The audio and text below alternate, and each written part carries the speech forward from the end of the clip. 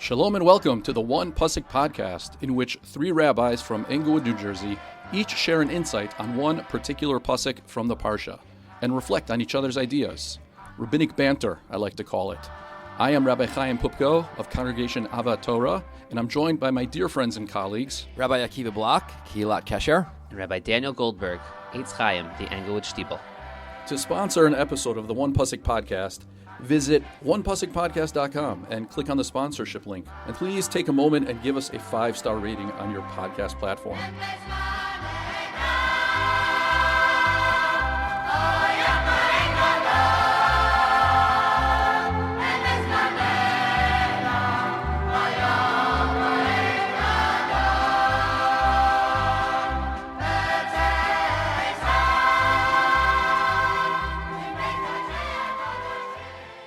Our one pusik for this week's Parsha, Parshas Matos Maasei.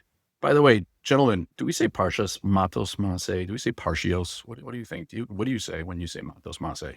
I say Parshios. Yeah? That's right. Maybe they become one Parsha. What do you think, Rabbi Blunt? I say Parshas. Yeah. One Parsha. This week's Parsha. Yeah. I have this thing that it's got to be consistent. We read the Parsha every week. And so we got to call this Parsha too. You could also say this week's Kriyas Torah, and then There you go. Yeah. That is good. Yeah. You can avoid it that way. You're asking a deep question, which is it Parsha? Is it that every week we read a Parsha, and the Parsha is whatever? Meaning, is the definition of a Parsha the section you read that Shabbos, or do they have their own kitchen v'kaima? Matos l'chod, Maasei l'chod, and so you read Parshios this Shabbos as opposed to meaning Parsha, right? Just means a section. Those who are really medaic would tell you that both are incorrect, and it's really a sedra, not a parsha. A parsha is a paragraph in the Torah, not this week's sedra is. Rabbi Kisus would tell you it's a pirasha. But I was actually going to say something similar to Rabbi Block, that I think before there was the division of the Parshios, there was the word Parsha. And Parsha is a more general term referring to a section or a paragraph. Which person was dating? Right. Somebody who's in the Parsha. No, that's not Hebrew, that's Yiddish. Yeah. But yeah, so I think considering that it was Parsha first before it was specifically to the Parshios we read every Shabbos, that's why, I don't know, I say Parsha. Anyways, Parshas Matos Masei. Sefer Bamidbar, Perek Lamed Hey, Pasuk Chaf Hey, Bamidbar, chapter 35, verse 25. והצילו העדה הרצח miyad goel hadam. One of the final topics in Sefer Bamidbar before it closes is the topic of the miklat, the cities of refuge, to which somebody who has killed someone, or I should say murdered inadvertently, has the opportunity to flee to miklat, to a city of refuge, to be saved, that he not be killed by a relative, a blood-avenger. That is how we describe the goel hadam. And so the pasuk says, "Vehishivu oso ha'eda el miklato asher nas shama."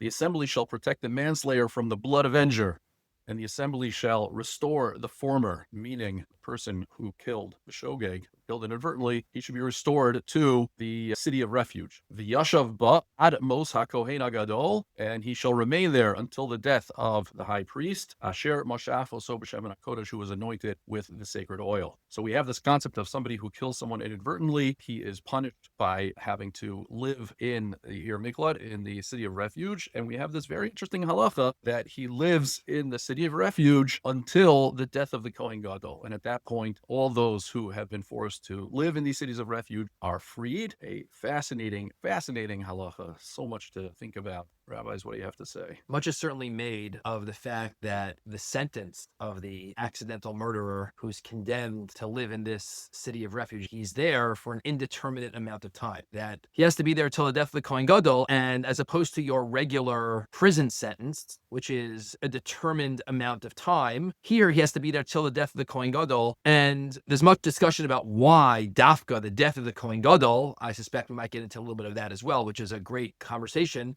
But before even that, we have to simply note the fact that the sentence is until the death of the Kohen Gadol, which is an undetermined sentence. Could be a week, it could be a year, could be 10 years, it could be 50 years till the death of the Kohen Gadol. And when one considers that and reflects on it, it seems kind of arbitrary and unfair. Why should one accidental murderer have to be in the miklat for a week and another one have to be there for 50 years. There doesn't seem to be any rhyme or reason to that particular aspect and element of this halacha. If you read some of the Mefarshim on the pasuk, some actually point out that that's exactly the point, that Kodesh Baruch Hu is the Dayan, Kodesh Baruch Hu knows, and only when you leave it open-ended can Kodesh Baruch Hu pull the levers of justice and make sure that this particular Rotzeach B'Shogeg is in the Ir Miklat for the amount of time necessary, because not every accidental murderer is created equal. Not every accidental murderer is the same. Some have a lot of intent, some have lesser intent, some are more negligent, some are less negligent. So Kodesh Baruch Hu needs to be given the leeway to pull the levers in the appropriate way and make sure this person is there for the appropriate amount of time. That's certainly one way to interpret it. But you could also interpret it in the exact opposite way, which is the entire thing is, from a human justice perspective, the entire thing actually is meant to appear as totally arbitrary. In other words, Hashem pulls the levers of justice in Shemayim, but we, from a human perspective, actually can't really make very much sense of this particular halacha. In communal discourse today, there's a term that's often used that I think is overused, and that is the term moral clarity. Everyone on every side of a debate thinks that they are acting and speaking with moral clarity. Very often when people speak about moral clarity in a debate, in a discussion, they're often talking in a situation, in a circumstance where there actually is very little clarity. And I think this is one area where the Torah actually reminds us that things are complex. Who's right in this situation? Is it the Goel Hadam who wants to avenge the blood of their dead relative? Is it the accidental murderer who murdered without intent, maybe with some negligence, but certainly without intent, which would warrant severe punishment? Who's right here? And the answer to that question is yes. And it's almost as if the Torah is telling us that the right answer to this particular circumstance, the proper course of action in this particular situation is, we just don't know. And the Torah is actually providing this open-ended, indeterminate sentence to actually reflect and indicate that. And I think it's very telling, Rabbi Pepko, as you said, that this is almost the Torah's sign-off of Bamidbar. And of course, the first 4 books of the Torah are the 4 books of the Torah that are Pi Hashem, and Devarim is Pi Moshe. The first 4 books of the Torah are the divine word. The sign-off of HaKadosh Baruch Hu's word to us is things are often complicated. Things are often deeper, and there is so often more than meets the eye. And the kind of clarity which we often seek is actually unattainable. And that's okay. It's not as if there's an answer to every single question in the world. The Rotzeach B'Shogeg teaches us, and the sentence the Torah actually provides, the punishment, the solution, which actually is no solution at all, is really helping us understand that we do our best to achieve justice in this world, but the nature of the human condition is that sometimes there are unanswered questions, and we need to do our best, and sometimes our best is admittedly not good enough, and that's okay. That's beautiful. In fact, I had a very similar idea that I was going to share. And so I'm just going to extend what you're saying. I was thinking about the same question, same observation. And I was looking at a comment of the Sforno who says that the reason why in this situation you will have sentences that are different for every person is by design. And Sforno says, "V'zeh b'mishpat hakel yisbarach ha'yodeh v'ed sheyanosh es hashogeg lefi madregas sheyigasa." And this is justice in the hands of Hashem, who ultimately knows. He knows what punishment everyone deserves. And so I was thinking about that in contrast to the concept of Torah lo b'shamayim hi. Hashem gave us over the Torah for us to practice and for us to enforce justice. And it's a mitzvah that we have. It's a universal mitzvah. It's one of the Shav mitzvahs b'nei Noah, that there should be a system of courts and justice. But what the Sforno's highlighting here is, like Rabbi Block was saying, giving us the power to mete out justice has to come with a humility and a recognition of our limits, and that there are going to be many situations in which there is a great deal of ambiguity. And we have to recognize that. And we can't be overconfident with our capacity to mete out justice, that we can always guarantee that there will be a just resolution to any situation. And so this mitzvah in particular serves as a reminder, and I think it's specifically when it comes to somebody who kills someone, not strictly by accident, but rather there's a certain degree of negligence. B'shogeg means that there was a certain degree of negligent behavior that brought about this situation. So you can't see the person as completely culpable, but you can't see them as completely innocent. And so in recognition of the fact there is this mitzvah, there is this notion that they sit an ear miklat until the death of the Kohen Gadol, because it's really for Hashem to determine this. And I think there's actually a very practical ramification. I've always felt very strongly that living here in America, we learn from the Torah that the death penalty is a just punishment. And at the same time, it's impossible for us to administer fairly. I've always believed that the death penalty is something we shouldn't practice, that it's something that people absolutely deserve, but we can't practice it because we are too fallible. And there's always going to be so much ambiguity. And I think history has only proven that with how many people have been proven innocent who are on death row. And when it comes to the life of a person, we have to be very sensitive. And we know the Gemara says that Beitum is very reluctant to give the death penalty. But returning to the core point is that sense of humility that we need to have when the Torah empowers us.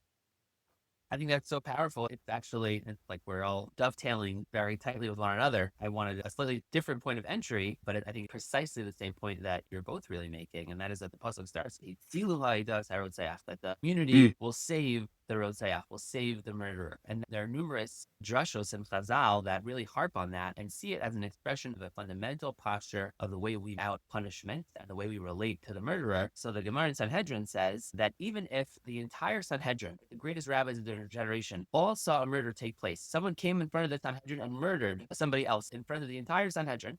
So the Gemara says the Sanhedrin, those who are there could serve as eidim, as witnesses, but they can't serve dayanim. They can't serve as the judges. Why? These are the most qualified people in the world who literally witnessed it. What better vehicle for justice than allowing them to just serve as the judge and the jury and the witnesses and everything? And we know we'll have the right outcome. Because the pasuk says vishav to העדה והצילו העדה, because the job of the judges is to try and save the murderer. The job of the judges is to figure out ways to say that we don't have enough information, we can't put this person to death. So it's precisely that idea, that posture. You referenced the Mishnah in Makos as well that says that a beis din that puts someone to death once every 7 years is a bloody beis din.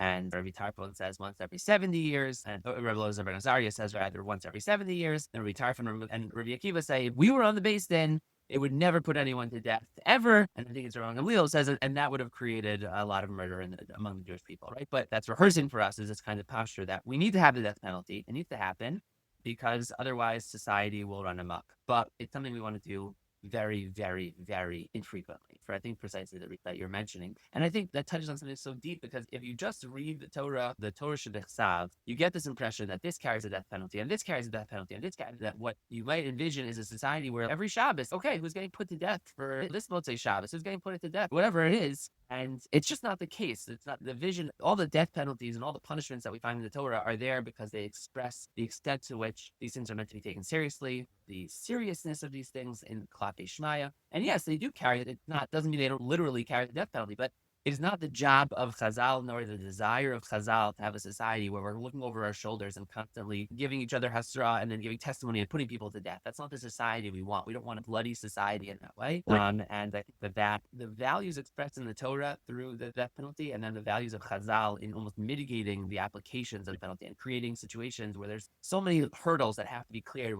where virtually impossible to actually give the death penalty. I think that expresses something very deep in the clashing of those two things. Yeah. It is right to your point. I just remembered something that I think is in line with the way Rabbi Block formulated it, and that is, we know that if a court is completely unanimous in that someone should be put to death, then he's not. Yes. Because it's not necessarily about clarity. So often clarity and certainty is so hard to achieve.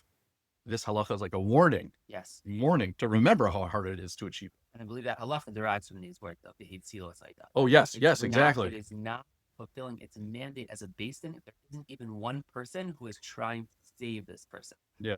And that's fair. It reminds me of another halacha, and that is the halacha of sota, right? That's the other halacha where you have divine intervention, that we can only clarify so much, we can only determine so much. And this formula that I mentioned, what I think he's trying to say is that we're basically relying on Hashem's divine participation to mete out the final justice as it's deserved. It's similar to Sota, where we rely on Hashem to decide in this case. And it reminds me of one of my favorite quotes from one of my favorite shows, The West Wing, when President Bartlett gave this off-the-cuff speech, which was just brilliant. Of course, it was, but I love it, and it's so in line with this. He says, every once in a while, there's a day with an absolute right and an absolute wrong. But those days almost always include body counts. and he was talking about in the wake of tragedy or something. And it's so beautiful. Every day is just filled with complexity and the challenge of how to sort through it. And there are times when things are black and white, but usually those are the most difficult, tragic circumstances. Beautiful. I've always understood that mission where the Tanaim discuss how often they each try to one-up one another about how seldom they implement the death penalty. And then Rabbi Gamliel comes in conclusion and says, well, you're being martyr ratzchanim if you do that. I think the instinctive way to read that mission is he's arguing with them and saying, no, what about the counter value of using the death penalty every once in a while as a deterrent? I actually have always read that mission as the opposite, where Rabbi Gamliel is not saying, no, we have to implement it. He's actually, what he's doing is he's throwing up his hands and he's saying, and because of this, we are being marber ratzchanim b'Yisrael. In other words, everyone agrees that if we killed people more, if we meted out human justice a little bit more, maybe there'd be a little bit less crime. But we'd be sacrificing so much by doing that yes, we agree, it's almost a necessary evil that there is more crime because we are more selective in meting out human justice. And that's almost a necessary byproduct, a necessary evil. The Torah actually tells us there are certain injustices, there are certain ills that will exist in society merely and simply because you are human beings who are incapable of achieving certain ends. Like when the Torah says, there will always be poor people in the world. Well, why would there always be poor people in the world? Let's create a society, let's create an economy which eliminates poverty. No, that is physically impossible to do. And the same thing here. If we killed everyone who ever did anything wrong, it would result in much more bad than it would good. Oh, so you're reading Rabbi Gamliel. I think it's great. And it gave me the following idea, and that is that perhaps Rabbi Gamliel isn't criticizing like you're saying. Instead, he's issuing a warning and a challenge. And that is, I don't disagree, but we have to recognize that this perspective comes with some difficult consequences, right? There's going to be more murders. He doesn't say it, but you could understand what he's trying to say is, and we have to deal with that. Lo alefam l'chal ligmor, right? You're not going to be able to prevent murders. You're not going to be able to eradicate murder. V'lo taben chorin libo tel mimen. And so while honoring this value, you still have to deal with this. You still have to find some creative mechanisms by which to reduce the number of murders. And when you included the concept of that there will always be poor people, right? The pasuk says that specifically. In fact, there's another pasuk which says, forgetting the exact language of the pasuk, that if you follow the mitzvos and you do things properly, there will be no poor people, right? And this pasuk says there'll always be poor people.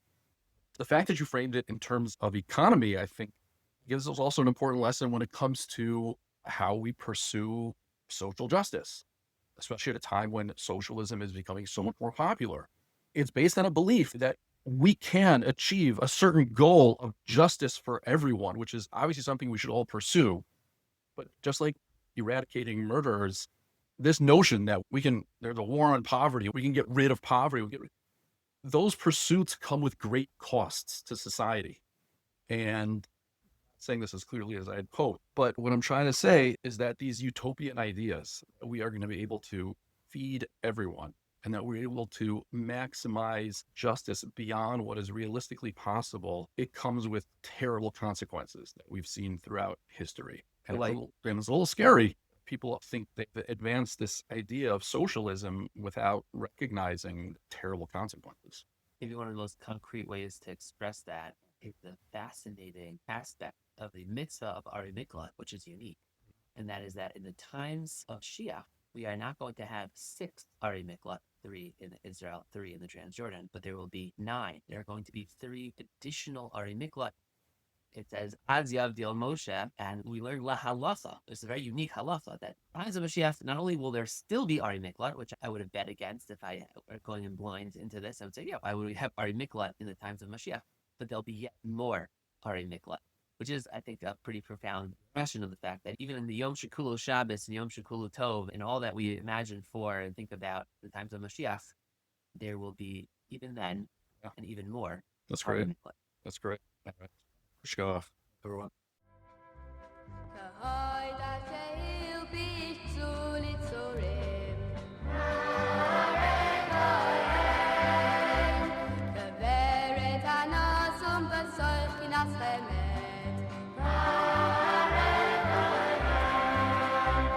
Gthe, anointed,